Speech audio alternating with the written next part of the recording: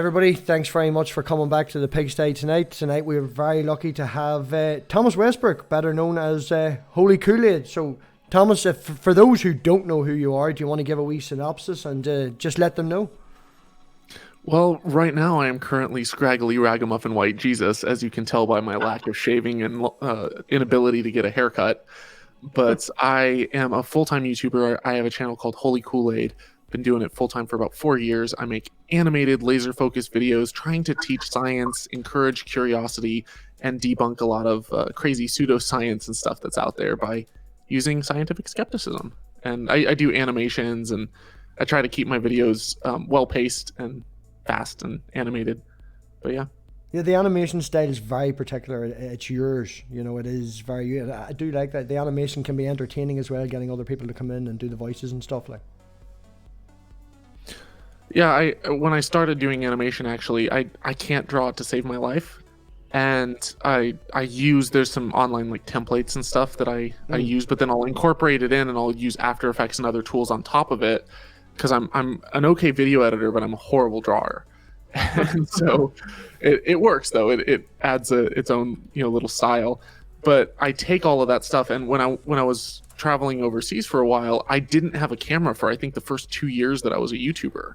And so I was just recording my voice, and I had a smartphone, so every once in a while you'd see me on camera, but it would just be me like holding my smartphone in like the jungles of Thailand.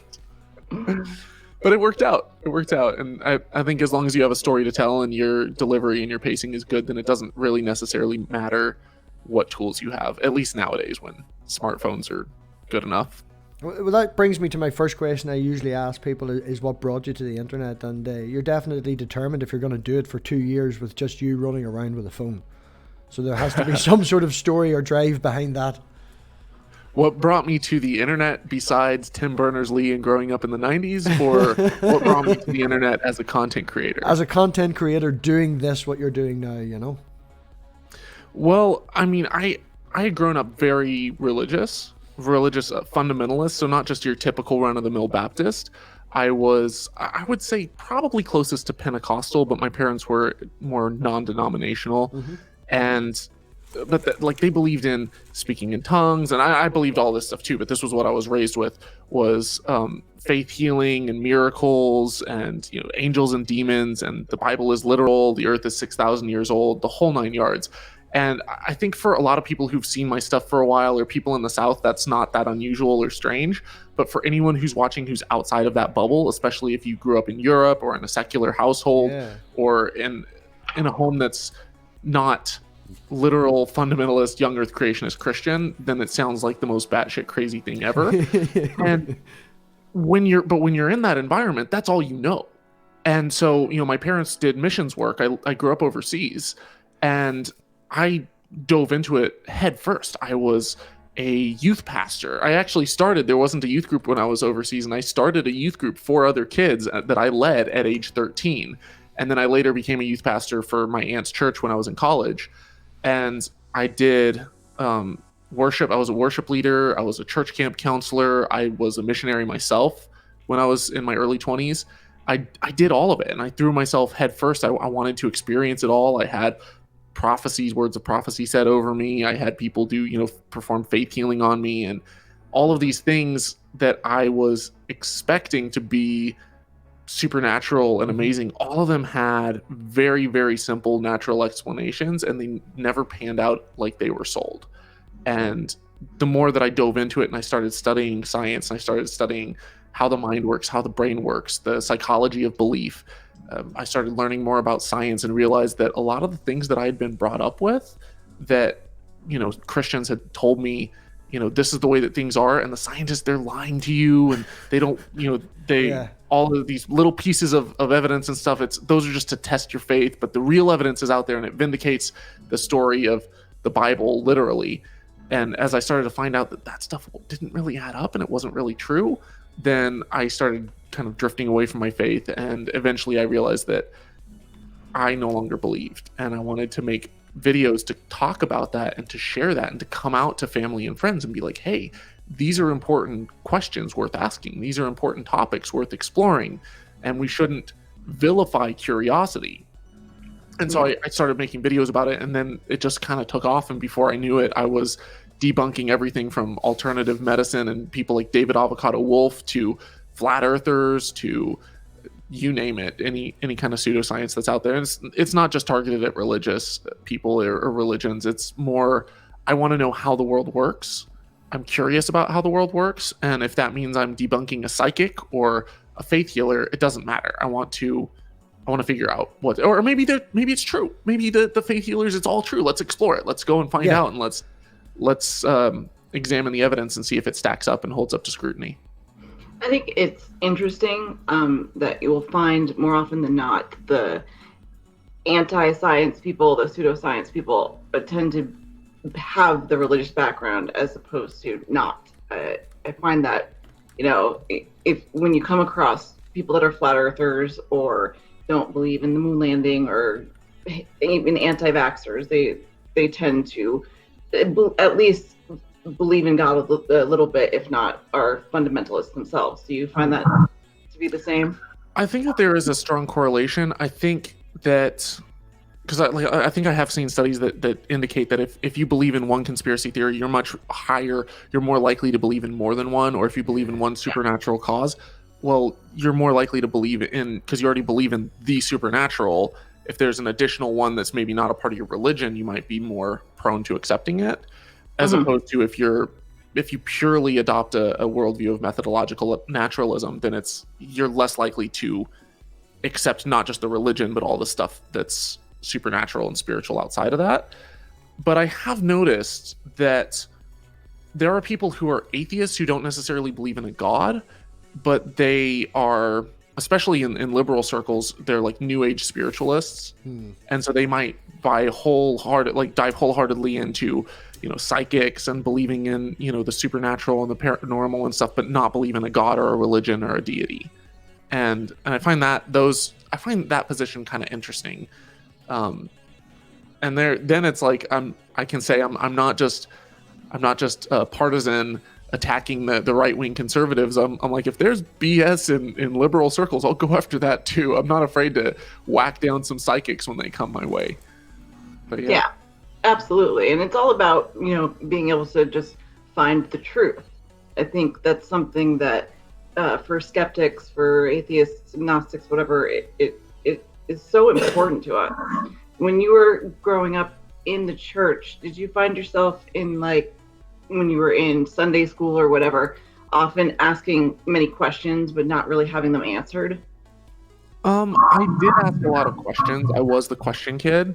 And there were times when my youth pastors or my, pastors or spiritual mentors would say, well, we're just going to have to find out that when we get to heaven. Or, right. Or, well, they would say, well, that's a silly question. And then they'd give some like regurgitated, typical copy paste Christian answer. And I think that because I was so, I was never taught how to think critically and how to think skeptically. I was taught how to think logically. And I really do appreciate that. When I was a kid, I had a logic class, I think in like second grade or something. Yeah. And so Wow. and it was when I was like pretty young. My mom taught me this logic course, this class on like how to think logically and stuff. And I don't think that, because it was sort of like, oh, okay, if you're thinking mathematically, you're doing, geometric proofs and stuff, you have to be able to put things together and work things out. And so in her mind, it was just like a math thing. But to me, a lot of the fundamentals, the building blocks of logic, you can then apply to philosophy, and you can take, logical fallacies and you can break arguments down into syllogisms, and you can say, okay, is this a logical fallacy, or does this make sense? And it's been a long time since I had a logic class in college as well, and so a lot of times I'll forget the specific terminologies. But if an argument is illogical, I can almost instantly spot where, that it's illogical and why it's illogical, and then I can break it down and start coming up with the terminology. But I think that being equipped with that from a young age helped me to start off on that foot, thinking in that type of way. So I didn't necessarily have critical thinking or skepticism ingrained in me as a kid, but I think asking the questions and like having a kind of a logical mindset helped me on my way of like figuring out what is and isn't true. But I still ate up all the religious stuff, just because as a kid you're taught like, oh, you trust people in authority, all the people in authority, everyone around you, everyone that you know believes in a God, and the people who don't believe in your God believed in the Muslim God. Like it was either the Christian God or the Muslim God. Those were kind of the only two choices. And I knew that atheists existed, but it was kind of, I was just given the typical explanations for it. Well, they just want to live a life of sin. They just had some traumatic thing that happened to them. They, they're God. not really atheists. They're just running from God. Or, a fool says in his heart that there is no God. They're just foolish. Yeah. And so I kind of bought that. And then I started realizing that that's not the case. And there's a lot more atheists than I thought.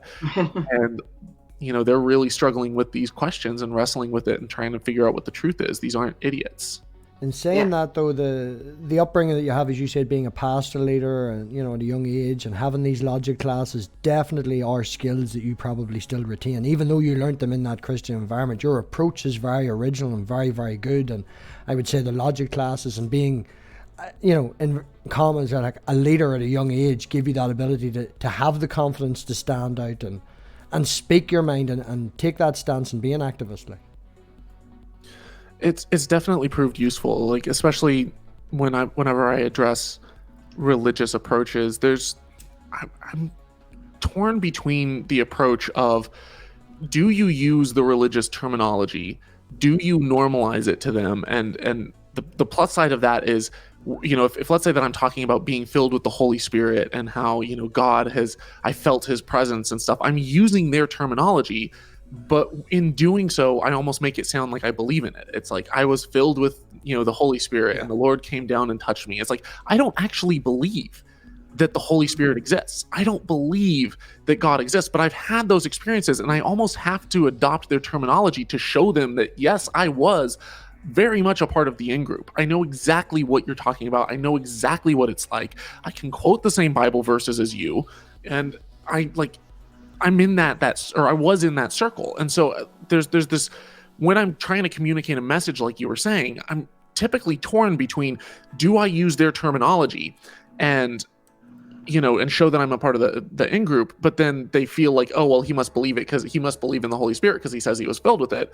Or do I adopt more of an atheistic terminology where I'm like, I had that same, emotional high. I got those goosebumps. I had that feeling of, that rush of endorphins. I had, the hair on the back of my neck stand up and got a chill down my spine and was surrounded by this, collective effervescence where I raised my hands and I got all, excited and into it. And it's like, I might be able to explain it naturally, but which approach do I take? And so it's, with Holy Koolaid, I try my best to showcase that, like, I've been there and I know what it's like, and I was a part of that group and I experienced everything that they're experiencing, but at the same time show that, like, there are natural explanations. And it's a fine tightrope to walk when you're communicating, but I think it's important to find kind of a middle ground to communicate both sides. That is something I tried. Go on ahead, Mama. No, go ahead.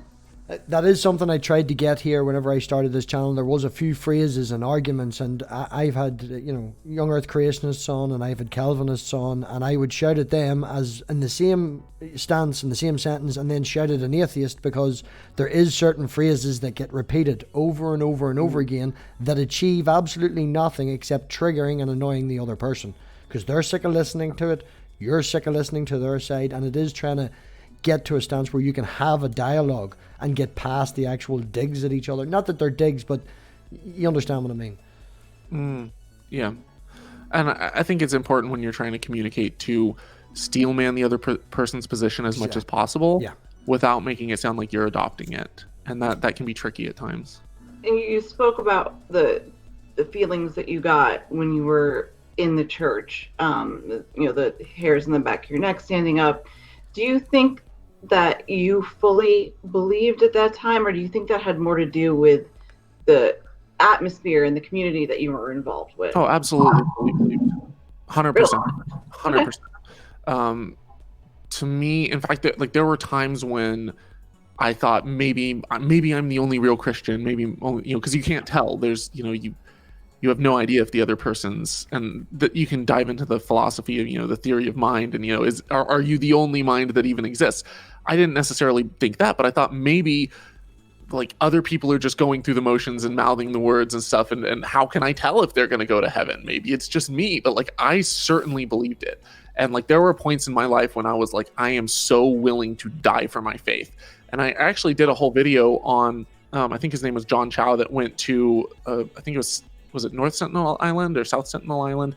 He was the missionary that went to this uncontacted tribe, and he was shot with arrows and killed. And he was trying to bring Jesus, and he had his Bible, and he's trying to bring salvation to the natives, to an uncontacted tribe. And I remember as a kid reading stories about there was a tribe in the Amazon, and you can, if you look for, I think it's called Beyond the Gates of Splendor, or there's a movie called The End of the Spear, which talks about Elizabeth Elliot going to this tribe who had killed her husband, and then she came back with some other women, like the wives of the husbands, and brought Jesus to them, and it was seen as this great triumphant miracle for God and for the kingdom.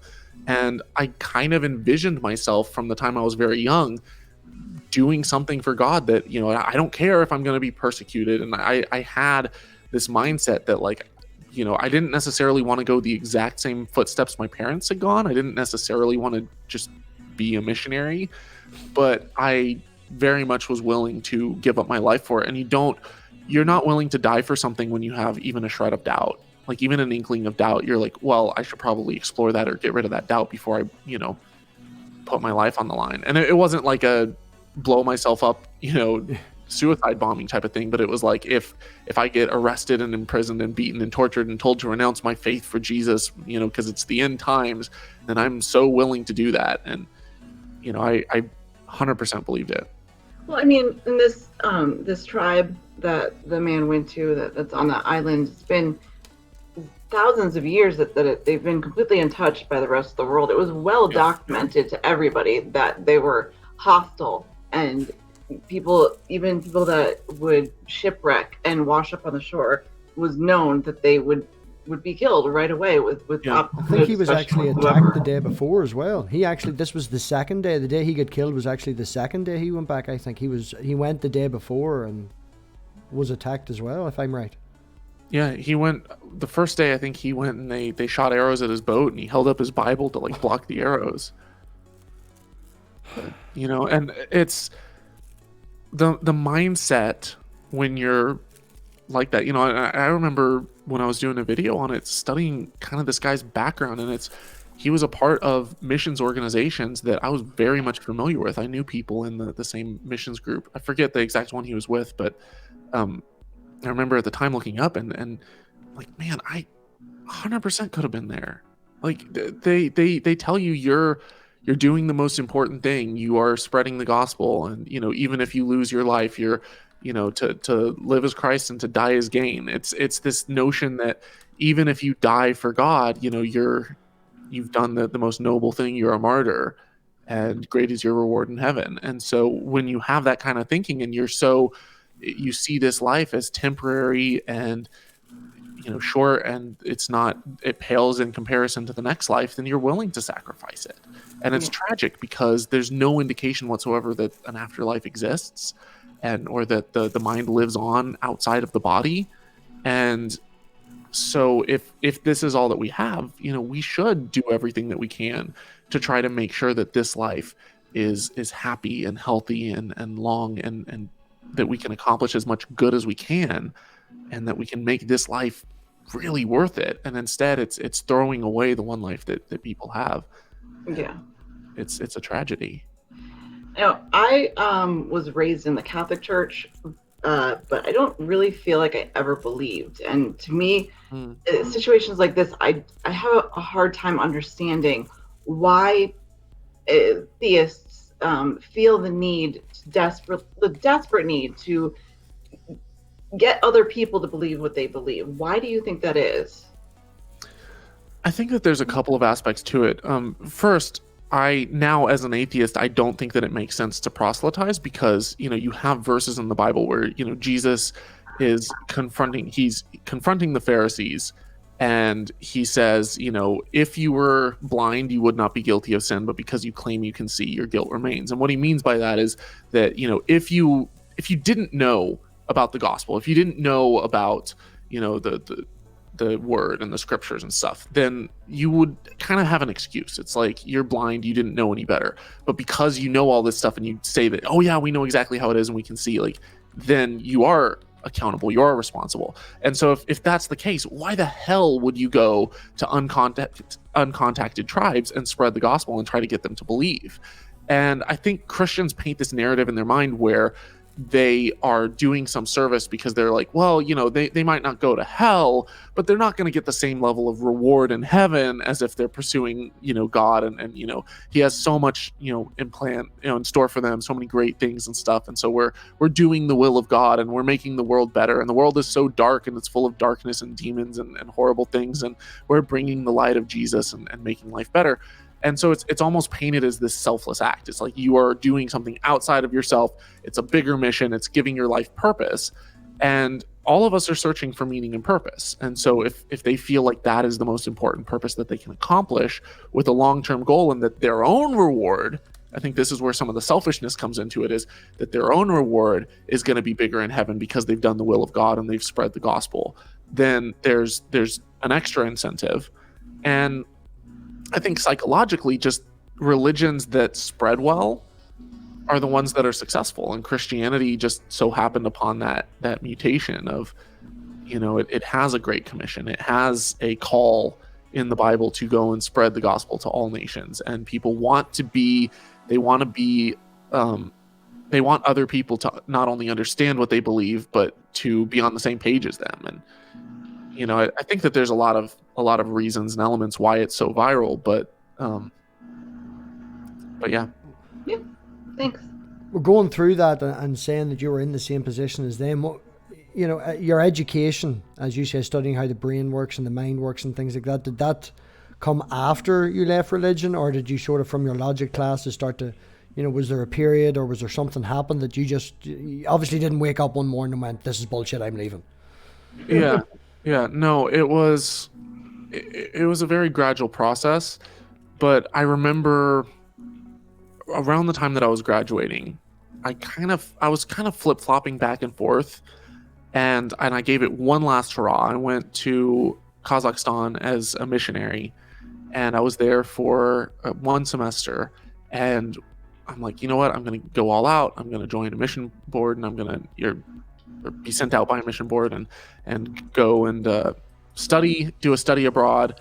Those credits will transfer into my degree, and I'm also going to, while I'm there, any chance I get to spread the gospel, I'm doing God's work. And surely when you really go all out as a missionary, that's when God will really show up. That's when you'll see him, because you're taking a leap of faith, you're believing, you're going out, into the world, you're doing what 99% of Christians don't do, and you're going the extra mile. So surely God's going to show up. And what I found was, while I was there, I was, good Christian, wasn't, drinking or partying or sleeping around. I had a roommate. We'd study the Bible in the morning, and, he was also kind of doing the same thing I was. And, we're doing our best to lead people to Christ. And at the same time, I am still extremely curious about how the world works. And so I'm watching TED Talks, and I'm learning about abiogenesis, and I'm learning about evolution. And I'd already, at this point, I was kind of an old Earth creationist. I had already accepted that, okay, the Earth is old, evolution happened, but the method that God probably used, it was a guided evolution, and it was, he created everything still. And, but the more that I started to learn about all of these topics, I started realizing how superfluous the Bible was and how superfluous religion was for all of this stuff to come about on its own. And when I came back to the States right after graduating, then it was a very gradual process. I was taking more courses and a lot of stuff online, and I stumbled across some atheist videos, some debates between Christopher Hitchens and William Lane Craig and Sam Harris and all of that stuff, and a lot of arguments just started to crumble. And finally, the Ken Ham Bill Nye one was the last straw, where I saw the paragon of young Earth creationism who's saying, but I have this book, and I have this book, and I have this book, and he just kept putting it forth as, this is the perfect, unalterable word of God, and all you have is, well, you weren't there. And it's like, well, you don't have to be there in a forensic investigation of a murder scene. You can still get fingerprints and DNA evidence, and you can still get all of these different pieces to tie the puzzle together and get a pretty good idea of what happened. It's like, oh, you had a video camera there, you saw the killer's face, you saw them perform the act, you have the knife, the weapon, with blood on it, you've got all this stuff. You don't have to personally, physically be there to say that person was the killer. Yeah. And it's the same exact way when you're looking at, the geological layers, and you're studying ice cores, and you're studying, comparative anatomy between different organisms, and when you're studying the rate of change and mutations, and you can actually physically see these mutations taking place, and you can study genomics, and all of these fields, they're all overlapping, and they all confirm the same theory. Mm-hmm. Whereas then, not only does the creationist perspective not confirm that theory, not only does the evidence not confirm creationism, but like creationism would have to account for not just one thing, but for another and for another and for another, and they have to like morph it into this weird way to try to get a square peg into a round hole. And the best excuses for that they can come up with is, well, you don't know if maybe 10,000 years ago things were different, and maybe the rate of radioactive decay was faster back then or something. And it's like, you believe in a constant, consistent God, and yet now you're saying that everything that we study is weird and malleable, even though you have no proof of this. You're just trying to fill these gaps. Well, coming from the UK over here, we don't have many young Earth creationists now. We would have old Earth creationists, and that would possibly accept creation. But I've had conversations with people in real life, and he can't get over pond scum to people. This sort of stuff. The same person also. You can't get over what? Pond scum to people. Oh, okay. Yeah. The same guy also went and protested against the new abortion clinic that's open here. He's that sort of, not a fundamentalist, but it's. Yeah. That's the worst that we would have over here. And up until I came onto the internet so many years ago, I never came across young Earth creationism. Mm. What we have over here... He can't get over pond scum to people, and yet he believes that in just a split second that God said a magic word and turned mud into people. Yes. Because God and yet he can't understand that chemical reactions can cause different molecules to bond together and form structures. And I was at a birthday party for my cousin's wee girl, and it was in a church community hall, because it was the cheapest place to rent, and they had a bookshop, and in the bookshop they were actually selling Richard Dawkins. I can't remember what the book was. It was a blue cover. I'm not a massive fan of him, but I bought it for the guy. It was only £1, and I donated £2, and I bought the book and I gave it to him, and he just wouldn't read it. It's people have their mindset. But what I was trying to get at is, do you find that because there's so much young Earth creationism over there, you have to believe all of that completely and ignore everything else? So not to say that it makes you more stupid or less smart, or whatever you want to put it as, it makes you ignorant. You don't want to, and it closes your mind off to other things. Where over here, we don't have that, but we are more open to science. So we find people over here that do accept it, but compartmentalize more and just go, that's God, and don't have the question. In America, there's a lot of questioning back and forth, but it's very extreme. We have both. So, in the States, there are the young Earth creationists. There are the people like Ken Ham and Kent Hovind and Ray Comfort who think that you have to take it 100% literal.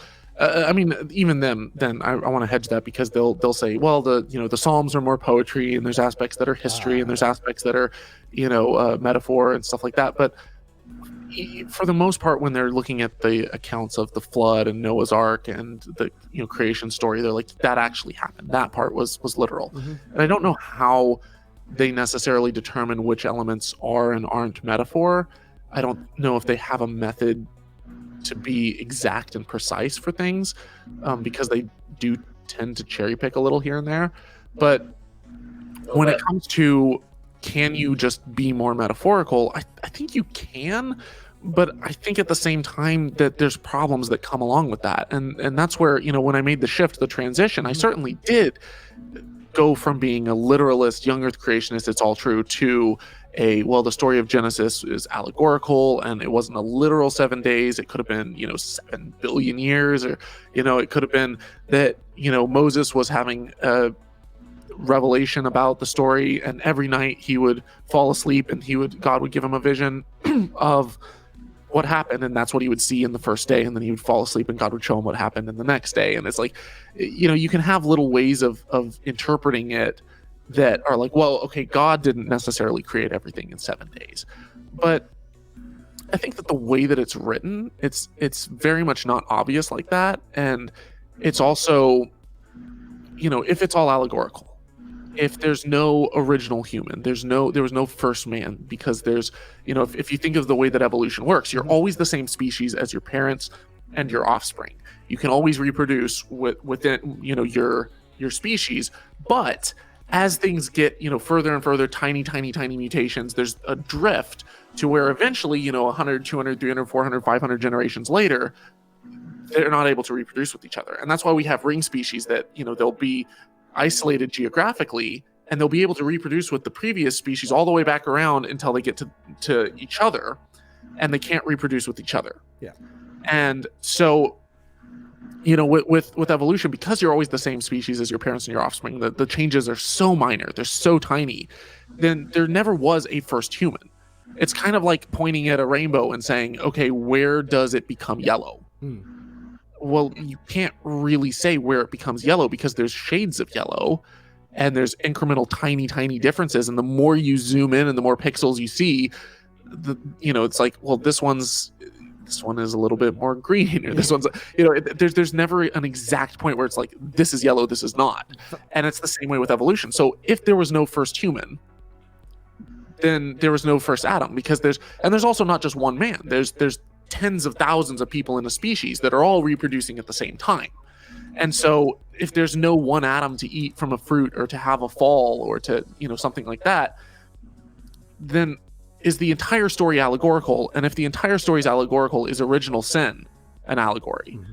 And if we're not infused with this original sin, then did Christ die for an allegory? That's an interesting way to look at it. It all starts to crumble, because if it wasn't an action that we did that's our fault, we did some horrible sinful thing, oh my God, we had a banana, then it comes down to, were there some people who didn't eat the fruit, or who didn't sin, and others who did, and just some of them died off, and are there people today who are not sinful, or are they something, but it's all mixed together in some muddied bloodline? Like it all starts to become more complicated. And it's even the notion of inheriting sin from one generation to the next, you start to break it down, you're like, but why though? God could have easily set up a mechanism where you're only judged for the things that you do, and not for the sins of your forefathers to the 10th generation, or the 1000th generation. It's madness. But like, if you took that and put that today, thinking of it wouldn't go down well. If you said, oh, the father did something, or the son did something, and then the other person was punished, it just would not people would throw an uproar today. You're saying if our justice system was based like that? Yeah.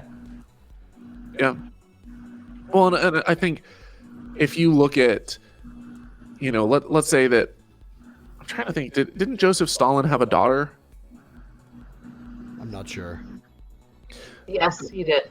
Let's say let's say that Joseph Stalin's daughter, let's say that she, at the age of 20 moved to the States and became an author. That's not historical at all, but I'm saying just for the sake of this thought experiment. And Stalin goes on to kill millions of people. Like you were saying, it would be insane to then round up his daughter and be like, all right, we're going to imprison you and feed you to the wolves because of what your dad did. It's like, no, this is someone who, even if she disowned her father and, moved somewhere else and did great humanitarian work, it would make absolutely no sense to punish her for what someone else did. Even if it's the bloodline. Even if the crimes were done before she was born, it wouldn't make any difference. That's something that, to me, never really sat well. So here's God, all-powerful, all-knowing, and he makes up sin. So It's something that he has control of. He allows people to sin, which is bad, toward him. So in order to fix that and make the human population make up to him for their sinning, he has to conjure up himself as his own son and torture and kill him so that we, are forgiven for our sins. That to me never made any sense whatsoever. How did you, when you were still religious, wrap your head around something like that? I bought into the whole, Christian reasoning behind it. It was, well, God is love. He doesn't want to have to, but sin requires a death, punishment of blood. The wages of sin is death, and the gift of God is eternal life through Christ Jesus our Lord. So it was like, oh, but God is loving. He's kind, and he's not killing his son. He's killing himself because he is his son, and and there's all these different ways that they can get around it. But the problem is, if right now, say something mean to me. Go fuck yourself, Thomas. I forgive you. She did not hesitate. Did you see that? She did not hesitate. She is far too good at that. But do you see how easy that was to just like, I forgive you. I don't need to take you to court. I don't need to, even if you were to like come in and like steal my stuff, I could choose to take you to court, or I could say, I forgive you. Yeah. I'm not going to take you. I'm not going to punish you. And it's like this notion, like, if we really wronged God, sure, you could say like we did some horrible thing to him, we deserve some punishment. But if he's going to forgive us anyways, if I can, and I'm made in the image of God, allegedly, if I can just turn around and be like, I forgive you. I don't need you to, I'm not going to be like, oh, sorry, I really want to forgive you, but I'm going to go slaughter my kid. I can't get around my own rules to figure out, how to forgive you. It's ridiculous. You're right. And because he makes the rules. Yeah, it's exactly right. You see, that's it's crazy. One thing that comes though, because you're so, you're so ingrained in it, and you'd go that far into the 100% one way. Whenever you drop out, as you said, you go straight from believing so hard to atheism or whatever your stance is now. What I find over here is a lot of people do take steps, whenever we leave religion over here, generally they become an anti-theist, and they're screaming and shouting and it's all shit and why was I hurt and all this bollocks and these are all liars and all the rest of it. Then you maybe have a deism phase, and a lot of people sort of end on spiritualism over here. They don't take that last step because the foundation that they've been built upon has been so vague and not forced to, as you said earlier, with if you believe one part of the supernatural, you believe it all. It's the fact that they have that slight supernatural basis that they end on the spiritual stance and don't take that final step to go to the atheism. Yeah, I think that people end up on different parts of the gradient for sure. A lot of people want to believe something. They want there to be something else out there. And I think that the thought of, there's no help coming for us is kind of a terrifying thought. Yeah. But it's also kind of an empowering thought, because if you sit here thinking, well, the climate is being destroyed and we're, really damaging the planet and we need to do something ecologically to help save the environment, and people are killing themselves and there's war and there's famine and there's all these problems and stuff, you can see that as opportunity. You can see that as, oh my God, there's all these problems. We can do something about it. Like, we've got this world. We've got, these hands. We can do something. We can fix it. And then you see the work of your labor and you're like, wow, I was able to help all these people who would have otherwise been starving, and I was able to help them. Or all these people who, had some treatable medical illness that I was able to help. Or, I was able to come up with some solution and we were able to colonize Mars or something. Like all these big plan, long-term focus. You start thinking in terms of, what if we could travel interstellarly and like go out into the cosmos? What if we could terraform other planets? What if we could extend human lifespans? What if we could, save our consciousness in some AI form and overcome some of the greatest problems facing humanity? What if we could find all of the problems? And it's like, that's empowering. That's exciting. That's potential. It's amazing what we could do if we all put our heads together. If, on the other hand, you say, well, this is just the practice run. This is just the rough draft. And, there's someone else out there who's going to come along and save us, and we just need to turn to daddy and let him take care of us. And, that's kind of a surrender. It's a cop-out. It's saying, I don't think that there's anything that I can do. And in the long term, like, grand scheme of things, you look out trillions of years and you look at, the thought of reversing entropy and the heat death of the universe. It's like, yeah, in a way, it's not infinite. And so you could say in a way that it's futile. But I don't think that that's the case. I don't think something has to be permanent for it to have value. The fact that it's finite in a way because the supply is so much lower, the value, the demand is higher. It's like, this life is short. Let's do everything we can to extend it, make it better, and improve the quality of it, because it's all we got. And as soon as you just throw in the towel, you're giving up something beautiful. You're giving up something incredibly just rare and awesome, and that you're so lucky to have. And so I see that notion of, God's coming to save us as, I understand why people take that. I understand why people don't want to go the extra step, and they still want to cling to a deistic belief or a spiritual belief that there's something else out there greater than us. But it's like, there doesn't have to be. And even if we can't be permanently saved, that doesn't mean that we can't take actions to do everything we can to make this life better than it is. See, that's the final step that is very difficult for people to take, is the admittance of responsibility. Taking it on themselves. Well, you mentioned, climate change and doing something more for the world. And one of the things that I come across, other than, the obvious climate change deniers, is I've spoken to mostly Christians in this case, where they have, tried to give the, climate scientist spiel about how important it is for us to do something, that we need to fix what we've broken and make the world a better place so that we can have our planet for longer. And I have, more often than I can think, heard them tell me that, well, it is what it is. This is the direction that God wants us to go in. So they won't take a stand and do anything to change, because to them, us ruining the planet is all in God's plan. And that is incredibly frustrating. I think that there's two sides. My parents personally are not climate change deniers, at least last time that I spoke with them about this topic.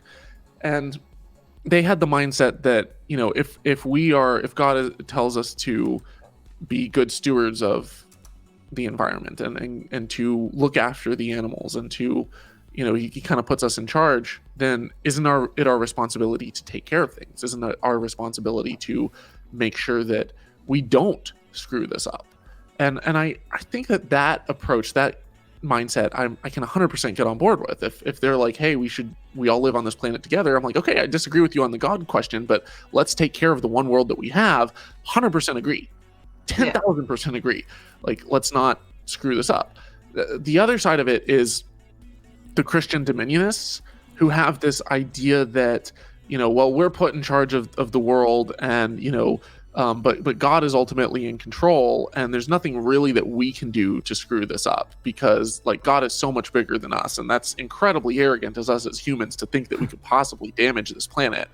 It's like, have you seen the gigantic garbage piles floating in the Pacific that are killing thousands of fish? Have you seen all of the oil spills? Have you seen the pollution over cities like Hanoi or Beijing or Bangkok? Like, have you seen what we're the sheer number of millions of species that are being affected, and this mass extinction event of just animals dying off? Have you seen the Great Barrier Reef just declining, getting smaller than it's ever been? Have you seen these islands that the water levels are rising at levels where pretty soon they're going to be completely underwater? Not to mention, these hurricanes and insane weather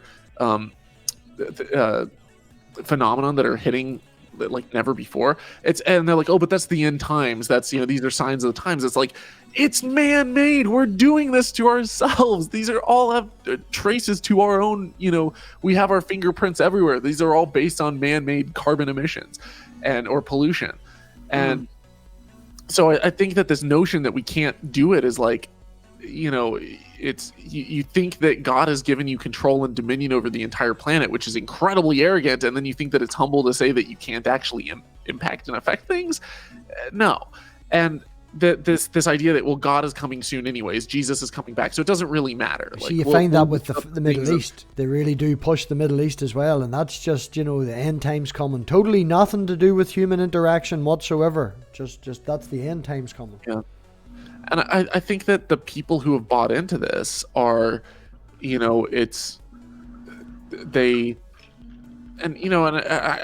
that oil companies have been hardcore pushing the conspiracy position, since the 90s and before. I know that Shell has a horrible history of misinformation campaigns because, why would they want people to shift away from using carbon fuels when they are a company that harvests and sells carbon fuels? Like, it's, it makes sense that they would do that, but the fact that they're able to so easily prey on the religious and have this twist of, not only is it this liberal conspiracy, it's like, why is it liberal? We all live on this planet. All of us want clean air. All of us want clean water. All of us want to have temperatures that are livable. We don't want runaway greenhouse gas, greenhouse effects. But this notion that it's this liberal conspiracy, they couple it with this idea that, well, God is coming soon anyways. It doesn't really matter. We're given dominion over the earth. So it's like,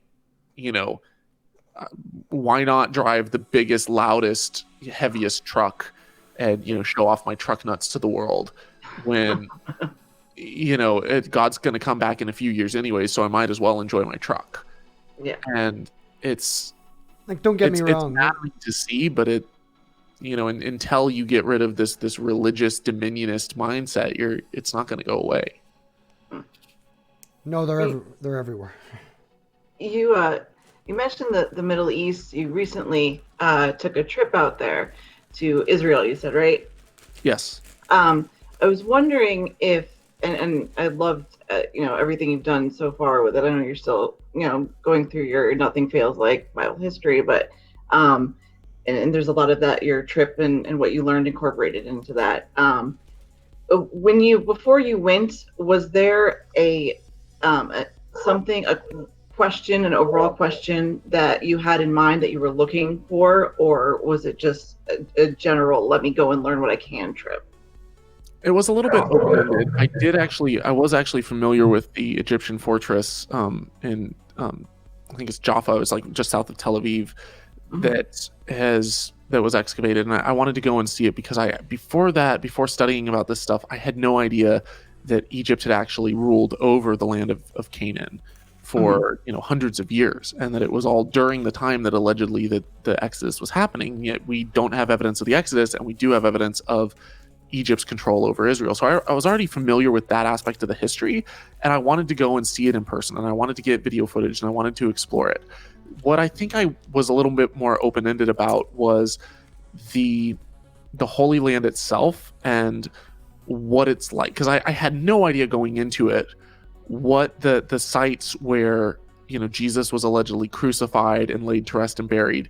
I had no idea what that stuff looked like. I'd seen pictures and videos of the Wailing Wall. I'd seen pictures of the Dome and the Rock, but I had never seen the actual Holy Sepulchre.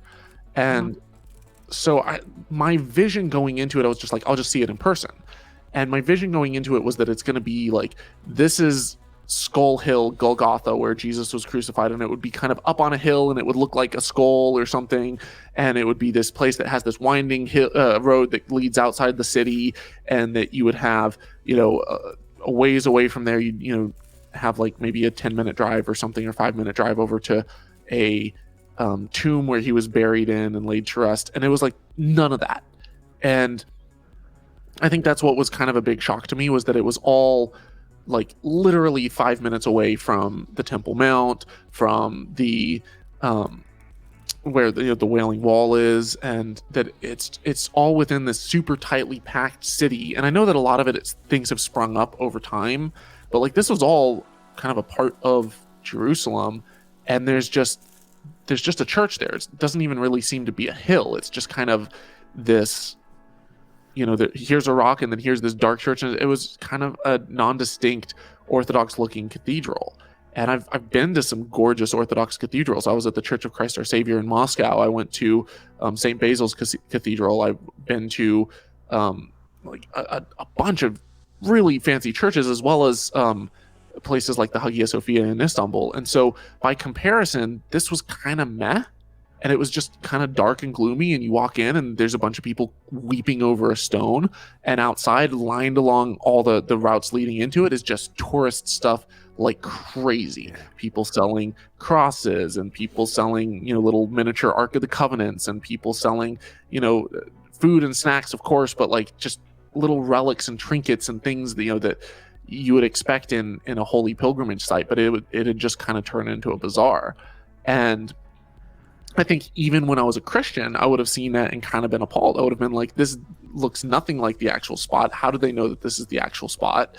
This just, it seems kind of bastardized. And the fact that people are being conned and, milked out of their money because they're desperate and they're coming to some place that they think is holy. They think that they'll be healed of ailments if they come and touch the site or pray to Jesus, or they think that something's going to happen to them. They're going to come away more holy or more pure or forgiven or something like that. It's just preying on people's desperation. And I find it utterly revolting and sad.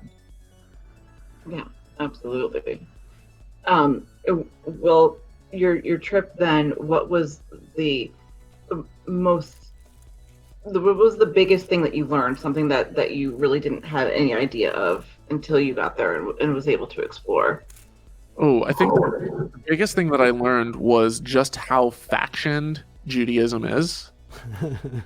Yeah. Because I knew that there were, different groups of, that there were, kind of more liberal secular Jews, that there was, Hasidic Jews, and that there was, kind of more conservative. I had no idea just how many different branches. And like, even now, I cannot tell you. I cannot tell you the names of all the different groups and branches and stuff, but like there are places where it's basically almost like a cult. It's like a compound or a commune where, it's so insulated and isolated that like, if you're a foreigner, you stand out like a sore thumb, and they're like, what are you doing here? And they'll have, everything is, right now, one of the problems with the coronavirus spreading in these regions, like in Bnei Brak, is that they don't want to listen to outside sources. So they don't have TV, and they don't have radio, and they don't have smartphones, and they don't have the internet, except for a few select people who are communicating with the outside world. And they have these schools where they're teaching the Torah and they're reading the scriptures.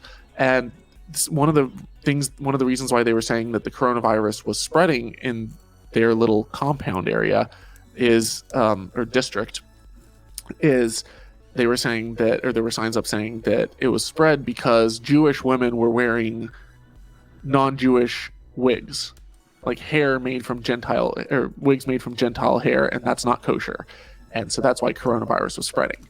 And it's just insane. And they're ignoring the precautions, and they're still gathering in big groups and going to school and having religious meetings and stuff in synagogues, and when those are shut down, then they have home churches that they convene in, and it's insane. But it's not like a monolithic Judaism. That's one sect, and then you have other sects that will think that they're insane, and then there's other sects and they're all arguing in the same way that Christians have 10,000 plus denominations. Judaism has so many different divides and splits, and you can tell what group that they're a part of based off of how they're dressed. So it's like, well, this person is wearing this hat and they've got the long sideburns, and so they're a part of this group, and this person's wearing only black and wearing this and that, and this person is wearing the little white Jewish hat. And it was fascinating to me seeing that even a relatively small religion with only a few million adherents, rather than 1.5 billion Muslims or 2 billion Christians or a billion Hindus, there's not that many Jews, and yet they still are divided as can be and can't agree on minor things. And that's just the nature of religion. Yeah, it is, really. All religion every one of the religions, you never find there's one unified. You know, they unify under one thing, especially with America at the minute, what's going on in the politics, and you know, you get one vote person. So, oh, he's against abortion, so I'll vote for that. You know, a lot of Christian groups agree with that. Even though they disagree on other things, they will all get under that one umbrella and vote as a solid group. Like, that is the problem. A lot of people in the left don't disagree in things like, or disagree in certain things and will not agree on a certain point. We also have the really bad habit of holding people up who have made mistakes, where the right, you will find, will just get in line and do what they're told and agree with whoever will push forward their agenda, so to speak.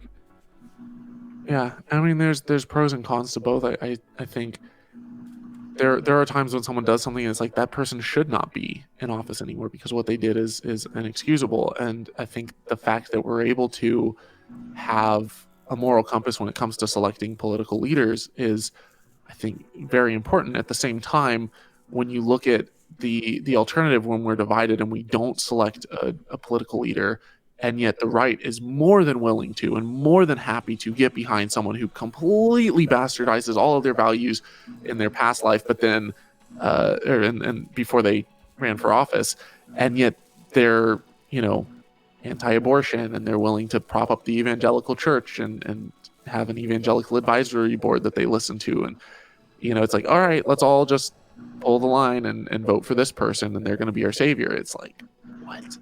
How is... I've noticed that, at least in our country, it comes down to the people on the left, the Democrats. We will hold ourselves and our politicians accountable when they fuck up.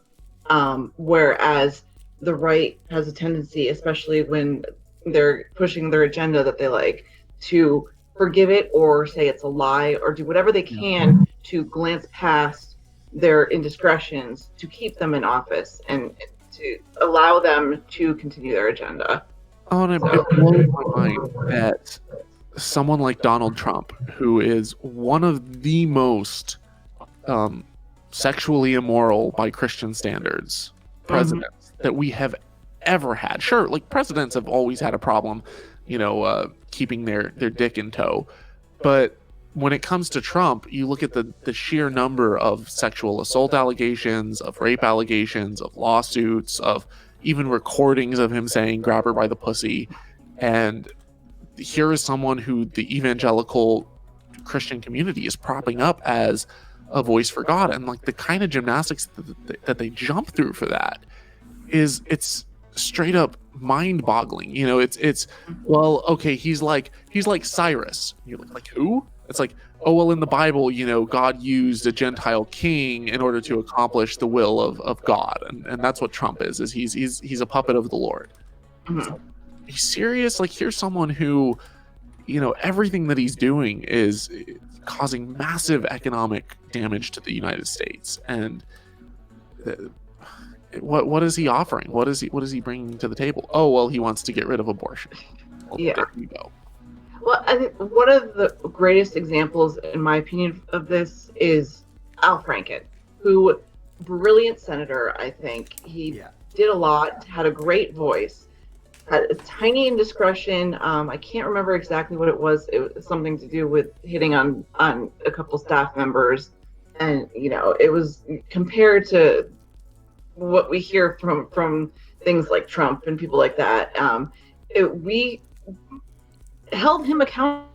He left and was glad to do so because he knew he messed up and he took that hit and he understood. Whereas opposed on the right with everybody that has, you know, the I can't remember his name at the moment, the man that was that was put up into the Supreme Court, all the shit that was up against him, and then he, not only the sexual indiscretions, but for him to get in front of Congress and act like a complete fucking child and cry about being the victim and being persecuted because, you know, he was a Trump supporter and he's on the right.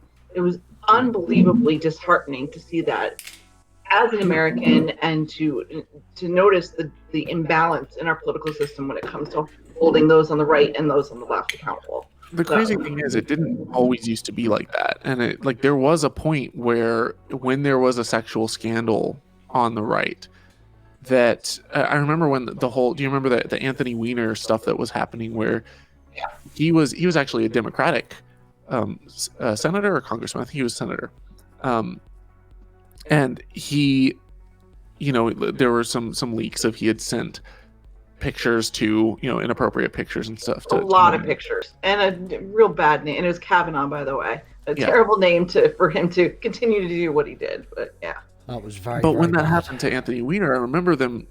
I remember watching a news report talking about, will this be the end of his career? And they compared the difference between how does something like this affect Democrats versus Republicans, and they showed that if you are a conservative and you have some sort of sex scandal, now if it wasn't necessarily talking about rape or sexual assault, but it was talking about something like infidelity, or oh my God, he had an open marriage or he got a blowjob or something like that.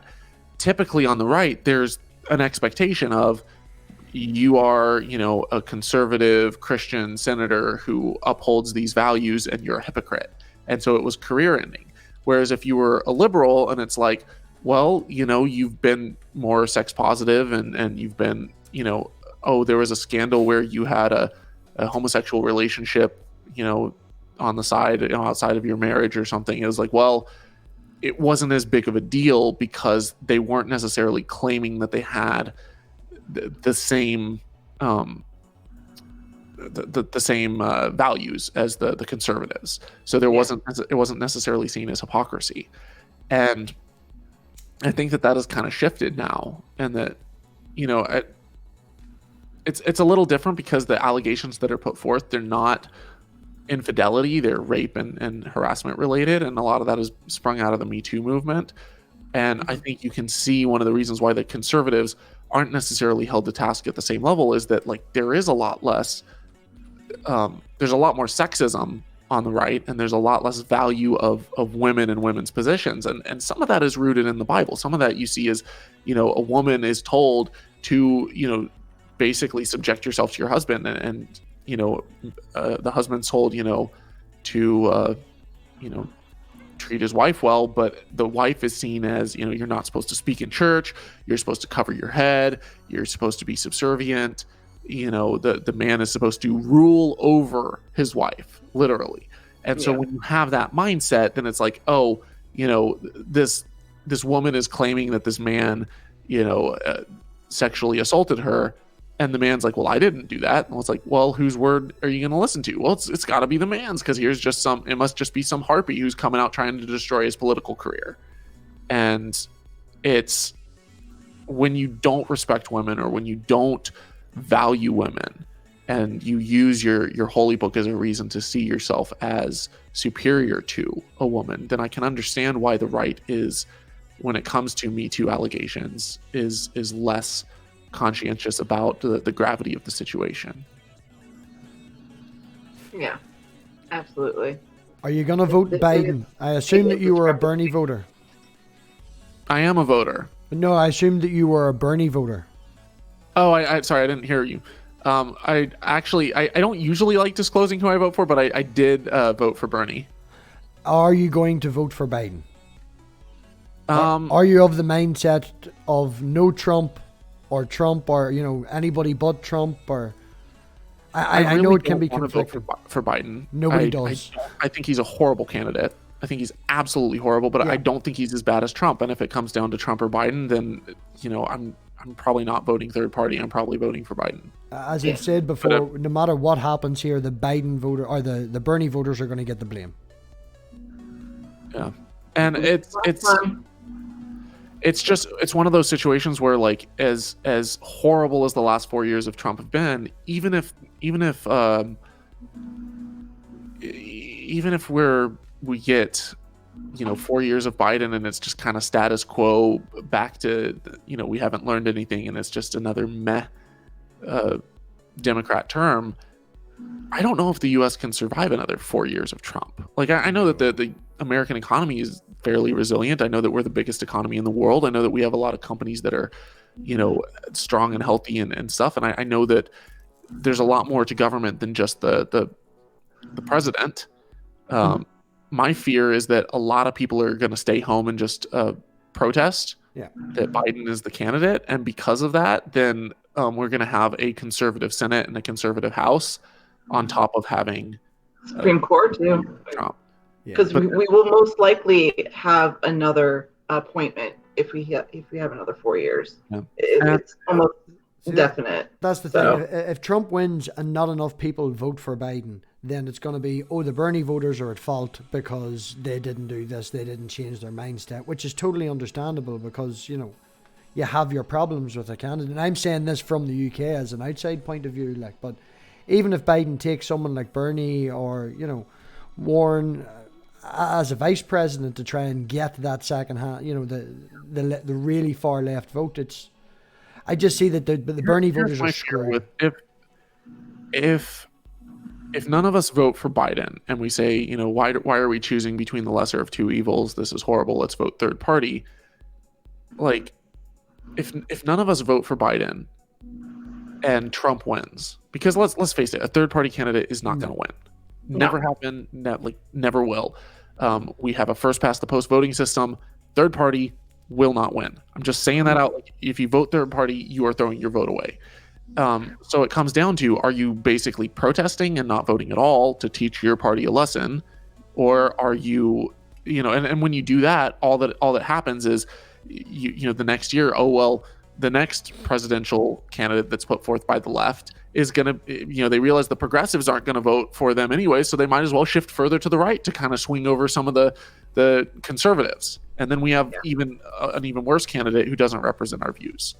And so when you have someone like, Biden versus Trump, let's say that you don't vote and Trump gets into office. Okay, well, first of all, are you showing up to vote for senators and House of Representative members? If not, then they're going to flip the House and the Senate, and then you have 100% conservative House and Senate passing laws that are then signed into law by a conservative president who is an evangelical puppet. Yeah. And he's most likely going to get to nominate at least one, if not two more Supreme Court justices. And so it'll be basically for the next, 15 to 20 years, 100% conservative Supreme Court. At which point, any lawsuit that you have with religious fundamentalists, you want to stay away from the Supreme Court as much as possible. You do not want it to become precedent, at the federal level. And so basically we're sitting on our hands for 20 years when it comes to the courts because, you know what's at the top. And one of the issues that people don't realize in this country right now is the ridiculous amount of gerrymandering that the Republicans have done in the past 3.5 years in order to, because they knew coming into this, they won by the skin of their teeth, regardless of Trump always saying that he won in a fucking landslide, minus those 3 million votes. But they knew that with the amount of votes that they got in the last one, plus the exposure that they've had since Trump becoming president, the issue, they have done everything they can to gerrymander regions in order to make things so much easier for them to win. And I think that's really upsetting that people don't see that and aren't aware of what the GOP are doing right under our feet. So or just are okay with it. Oh yeah, that too. Well, especially the right. People listening who aren't familiar with gerrymandering, it's basically cheating. It's taking a democratic voting system and it says, oh, hey, all of the people in this region, they wanted, let's say that you have a particular region or specific area that has, this many conservatives, this many Democrats, and maybe there's more Democrats than conservatives. Maybe it's the other way around, but rather than just taking like a city or a region or a state or whatever and saying like this is a region, they're like, well, if we redraw the boundaries just so, then like where there's a really strong majority here, we can move some of them over here so that we barely win in this section so that we can win everywhere. And it's cheating. It's 100% cheating, and it's redrawing the lines in order to try to get more representation and more, win more of the electoral college. See, the problem we have. Thank you for explaining that because I'm not good at it. So thank you. The problem we have over here now, I did mention I'm UK, but I'm Northern Ireland, so we have our own government here. And the problem with the way it was set up with the Good Friday Agreement, because we had the Troubles, you know, and terrorism, we had the Catholics, we had the Protestants and all that crack. The way the government is set up now is the first, you've got your guy in charge or girl in charge, and then you've got your deputy. And it must always be one from the Protestant side and one from the Catholic side. And no matter who's in charge, they can't agree with the deputies. You know, they have to have the deputies' consent. So it's basically two people from either side in charge that don't agree with each other. And we had no government for 3 years. You know, it's a joke over here. They're falling out at the minute over a fucking language act. It's just fucking stupid over here. Sorry, that's my wee rant. It's stupid here, but it's also on top of all that as well, Thomas, a good maybe 50% of the schools over here in certain areas are run by the Catholic Church. And depending on what your birth certificate says, you get knocked down the list. This is going to sound horrible because I don't mean to minimize your nobody knows. Your struggles. Nobody knows. But I have to say that purely from a psychological standpoint, it's reassuring to me to know that it's not just us who are knee deep in political shit. Oh no! It's an absolute mess. It seems like Trump set off this kind of chain of reaction because there are other countries that have their own like pseudo or mini Trump, including MathPigs and having what the fuck is his name? The fuck is your prime minister? Oh fuck! Oh, now you put me on the spot. Johnson. No, I'm lost. Boris Johnson. Boris Johnson. Crazy hair. You put me in the spot, woman. You put me in the spot. Yeah. He, he's not nearly as bad as Trump. He's smarter than Trump, that's for sure. But he did seem to follow some of the same values, and Australia had the same thing too. Is that their prime minister is Trump-ish, and I feel you got like Bolsonaro in Brazil. Yeah. Well, I have him too. Like Trump infected the world with his stupidity in some way. Well, I have to say, considering that Boris Johnson is the Prime Minister, your unemployment rate's going through the roof. You don't turn up for work and all the rest of it. I'm furlonged for 2 months. I'm getting 80% of my wages, which, considering I work 48 hours a week, I can still afford to pay my mortgage, which I also have the opportunity to go for a 3-month mortgage break on. These are the things that the government has provided for us. The rest of the modern world is like, oh, you can't go to work? Okay, we're providing, 90% of your salary, 100% of your salary, 80% of your salary, 50% of your salary. In the States, what do we get? Oh, you get a one-time sum of $1,200 right during tax season when you're supposed to be paying taxes. So like right now, I pay my taxes in April, but because I'm self-employed, I never get a tax refund because I pay it. It's at the end of the year. And so it's like, oh great, instead of paying several $1,000s, I'm only I'm paying $1,200 less than that to the government. That's very generous. The ego of Trump to stop and put his own fucking signature on the stimulus checks, which has never been done before, and he claims it wasn't his idea, which is clearly bullshit, but it also slowed it down because they had to go through and make sure that they put his fucking signature on every check. The absolute ridiculousness of it. I haven't heard that. And then him to lie about it.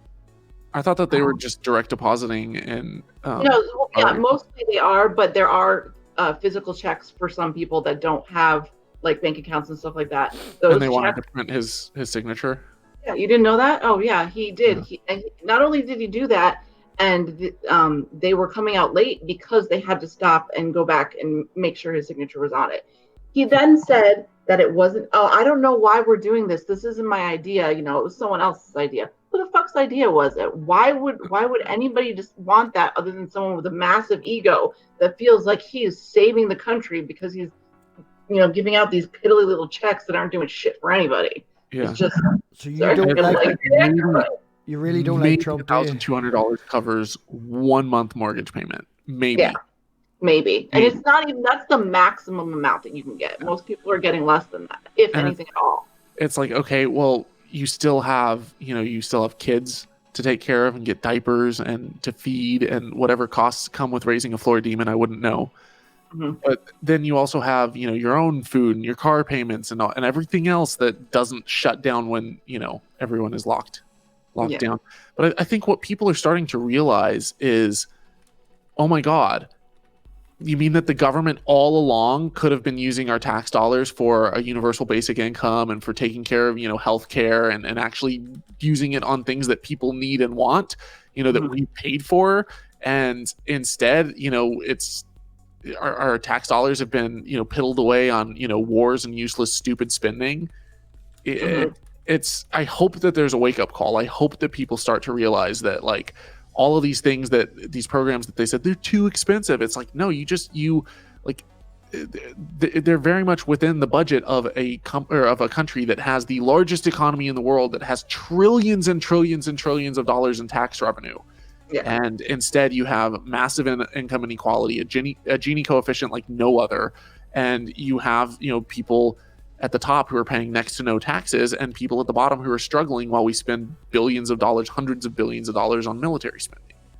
It's insane. One of the biggest things that was super fucked about the whole situation was that before Trump and all of them took into consideration the individuals, the public themselves, they were just fucking tossing money at corporations. I mean, he went so far as to talk about bailing out fucking casinos before he ever mentioned anything about giving money to the people themselves. Well, look at the stimulus package, and they don't want to call it a stimulus package because they're like, oh, it sounds like what Obama did. And like, this isn't a stimulus package. This is it's not a handout, because that sounds like we're giving away free money and we're communists. But it's a yeah. You look at where the money has gone, and it's like, yeah, they did set aside a few $100 billion or something for the $1,200 checks. But when it comes to the rest of it, it's like, okay, so it's going to hotels. Oh, amazing. Hotels. Who owns a hotel? Who runs a hotel? I wonder who. It's going to, airlines. It's going to massive corporations, massive businesses and stuff to stay open. And it's like, I don't know. I feel like the people who should be getting it are the small businesses, the people who really, really can't stay open without it, who are struggling. Yeah, absolutely. Who pay their taxes in full every single year. And the fact that the people that vote on the right, who tend to be a lot of the times in the lower income brackets or less educated, and by voting right is voting against their own, what they actually need. It is so upsetting that they cannot see through what Trump and Graham and McConnell and all of them are doing. They just follow them blindly. They watch, only Fox News and get their information from nowhere else, and just take it all in, and don't care, don't think enough to see what they're blatantly doing to our country in our faces. And I don't understand it at all. It's because their dedication to church and state go hand in hand. And when you're that religious and you go to a church where, especially with prosperity doctrine churches, which for listeners who may not be aware, there's this notion that not every church adheres to, but some do, where they say, like, when you tithe, you're sowing a seed. It's an investment, and God will give back tenfold what you sowed into it. And some Christians take that to mean that it's a reward in the afterlife, and whatever you give in this life, God will reward you once you're dead. Others say, well, no, you're sowing a seed, and you can't afford to pay your mortgage. Well, just take the $500 that you do have and pop it in the offering box, and you'll be amazed what kind of miracles will come through, and God will take care of you. And so this mindset of God, like, all we need a Christian nation, and that's where our prosperity comes from, and that's where when we give to God, then He gives back to us. He owns the cattle on 1,000 hills. Like this idea of God takes care of you when you follow Him and when you're dedicated to Him. They completely ignore the fact that the top 10 poorest countries in the world are the least religious.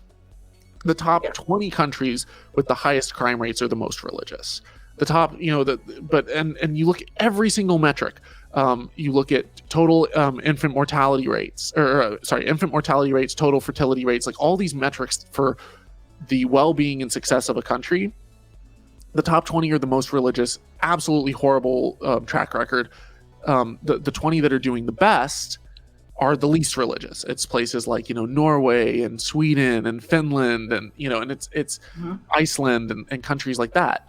The UK, France, and the US, even in terms of like education and stuff, is horrible. It's ranked horribly compared to where you would expect it to be as the number one economy. It's like infant mortality, that sort of stuff. Is women having, pregnant women die at ridiculous rates compared to the rest of the first world in this country.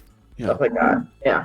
And so this idea that, God and religion are somehow a source of prosperity. It's like, well, then why was, for years Haiti was like the poorest country in the world, and they're like, oh, well, it's because of voodoo. It's like, are you kidding me? Like, I've been to Haiti. Like, almost everyone there is Catholic. Right after the earthquake happened, there were literally people marching around in like a parade, singing and praising and praying to God. And like voodoo is kind of heavily frowned upon, and it's sort of it's just out in the jungles. You'll find different, kind of pushed underground. It's it's very much a Catholic country, and extremely religious. And yet, while I was literally watching this parade of people praying to God, for the victims of this earthquake, there's literally a child lying right down on the ground on the concrete taking a nap, and he's like a homeless kid, completely like filthy, incredible poverty, and that's right next to all these people who are marching around and they're praying to God for some sort of solution. It's like, as soon as you outsource fixing problems to a non-existent entity, your problems aren't going to be fixed. Yeah, absolutely. Again, it boils down to the responsibility that each individual wants to take, and they don't. They just want to pass it on. Yeah. So, Thomas, we've had you here for an hour and a half. Are you ready? Are you ready for questions from other people? Yeah. Are you up for a wee while longer? Can we grab you for maybe another 15, 20 minutes? Yeah, I can stay on for a minute longer. Are we doing the after party as well, or are we doing this in the after party? Or? Yeah. Just let other people in, ask you a few questions and stuff. We've got Dave in the background, and Nakasuchi, if you know of the Rage or the Raging Atheist, said he might pop in after dinner and just open it up a wee bit more less formal, and let other people in to poke at you. Okay, yeah, no, I can do another 15 minutes before, and then was there an after show? Yeah, after party, after show. Yeah. Is there a break between this and the after show for running to the bathroom and whatever getting you water? want? Right, you shout out. How much do you need? How long do you need? I don't have a catheter, so at least 2 minutes. Right. Well, we're going to be back in 10 minutes then. Right. Okay. Everybody, thank you so much for coming on. Yeah, Thomas, absolutely. thank you very, very much. This has been a wonderful conversation, and Mama, thank you very much for your help. You've really helped me along tonight. Thomas, again, I know that you have an awful lot of things going on. I really appreciate you coming on for giving up your time. Absolutely, it's fun. Just at the end, if you want, shush you, I kick you. There you go. Thomas, if you want to let everybody know just before we go where they can find you and what you can do. On top of that, all of Thomas's links are in the description. His PayPal, his merch shop. And you also have a podcast as well on another channel, Thomas. The link for that is in there as well. I did have a podcast. We haven't been adding to it for over a year. It kind of went by the wayside. Well, it's there too. Everybody go and subscribe. We'll maybe make him put more content up on it. So, Thomas, thank you very much. We'll all be back in about 10 minutes. Dave will post the link to the after party because he's a good mod. And we'll see you all back in about 10 minutes. Thank you very much. Bye. Bye.